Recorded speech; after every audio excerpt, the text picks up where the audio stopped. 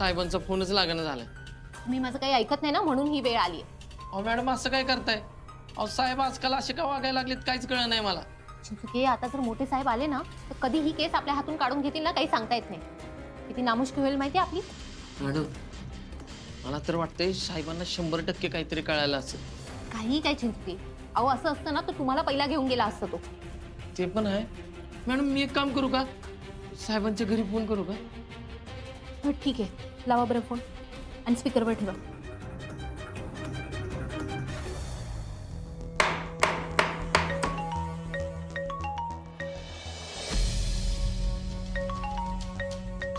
चिंचुके हा बघा बघू काय म्हणतोय. स्पीकरवर टाका स्पीकरवर. हा बोला चिंचुके. हा बापू घरी सगळं ठीक आहे ना? साहेब घरी आलेले नाहीत ना? नाही घरी नाही आले. सकाळीच अर्जुन बाहेर पडला ना आपल्याला शोधायला म्हणून. चिंचुके काय झालंय का? बाबा आज जर अपर्णा मॅडम आम्हाला सापडल्या नाहीत ना तर ही केस आम्हाला दुसऱ्याला द्यावी लागेल. आणि अशात अर्जुन पण कुठेतरी निघून गेलाय. काय? हो म्हणजे तो फोन पण उचलत नाही. आम्ही सकाळपासून ट्राय करतोय. अगं पर सकाळी जाताना तुम्हाला काहीतरी सांगून गेला असेल ना त्यो. हा अहो नाही विनू काका. अहो आजकाल काय त्यांचं चाललंय ना खरंच काय कळणं झालंय. विनायकराव अर्जुन असं बेजबाबदार कधी वागणार नाही हो. बापू तुम्ही जास्त टेन्शन घेऊ नका. आम्ही करतो त्यांच्याशी कॉन्टॅक्ट. बर बर पण काही कळलं तर आम्हाला लगेच कळवा. हो हो हा ठेवतो. चिंचुके आपण घरच्यांना फोन करून उगाचच त्यांना टेन्शन दिलं. मॅडम आपल्याकडे दुसरा पर्याय होता का सांगा बरं? चिंचुके अर्जुनच्या वागण्यात ना काहीतरी बदल झालाय.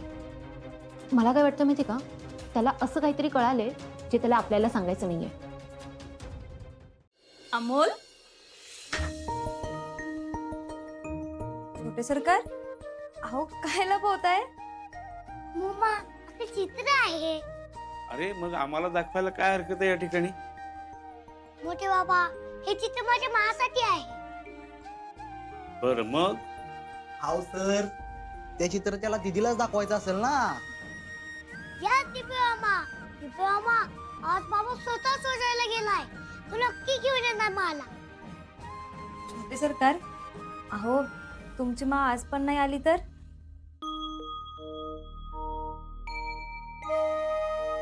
मोना अगं काय येणार नाही त्याची माँ. दाजी म्हणलेत ना आज दीदीला घेऊन येणार म्हणून. अहो मी फक्त मोठे बाबा मग पण असंच वाटतंय का की आज पण मा येणार नाही? अरे ती काळजीनं म्हणाली. तुझा बाबा म्हणाला ना माला घेऊन येणार म्हणजे तो नक्की येणार या ठिकाणी. हा हो ना मोना? हो हो बरं अमोल, माँ येईलच पण तोपर्यंत मी तुला उपाशी नाही राहू देणार. पटकन खाऊन घ्यायचं थोडस. ओके. कुठं काय बोलायचं काय कळतं का नाही तुला? दीपक, अरे तिचं काय चुकलं? आपण सगळ्या शक्यता गृहीत धरायला हव्यात ना या ठिकाणी. हो ना. अहो तुम्ही छोटे सरकारांकडे पाहताय ना, ते किती खुश आहेत त्यांची माँ येणार आहे म्हणून. अहो आशा लावून बसलेत ते. आणि मी फक्त माझी भीती बोलून दाखवली. हो मोना प्रत्येक गोष्ट परिस्थिती बघून बोलायची असते. एकतर काल त्याला एवढा त्रास झाला आणि त्यात तू. दीपक आता तुम्ही चिडचिड करू नका एकमेकावर. हा काय चुकून बोलली ती, असू दे. अहो सॉरी, मी इथून पुढे लक्षात ठेव. आजच दीदीला घेऊन आले ना तर तशी वेळच नाही येणार. तसं झालं तर देवच पावला. बरं अमोलला काय लागेल ते द्या, मी आलोच. हं? हा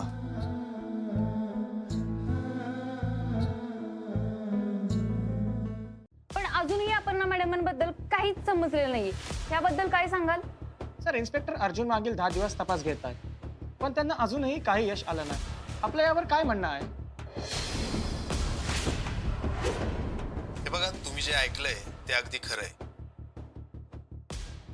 लवकरच ही केस दुसऱ्या अधिकाऱ्याकडे सोपवली जाईल. म्हणजे तुमचाच तुमच्या अधिकाऱ्यावरती विश्वास नाही असं होतं का? नाही असं काही नाहीये. आमच्या डिपार्टमेंटचा प्रत्येक अधिकारी तितकाच सक्षम आहे आणि आमच्या अधिकाऱ्यांवरती आमचा पूर्ण विश्वास आहे. पण पुरेशी कुमक आणि हाताशी नसलेल्या तंत्रज्ञानामुळे तपासाला उशीर होत आहे आणि ह्या तपासासाठी काही विशिष्ट लोकांची गरज भासणार आहे आणि त्यामुळे हा तपास आम्ही दुसऱ्या अधिकाऱ्यांकडे सोपवायचं ठरवलंय. पण सर म्हणावे तसे रिझल्ट अजूनही आले नाहीत. ही एक गोष्ट आहे का यात?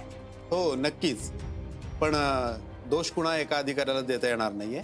आम्ही सर्व एकत्रच काम करत आहोत आणि अपर्णा मॅडम बद्दल लवकरात लवकर ठोस काहीतरी कळवलं जाईल. धन्यवाद.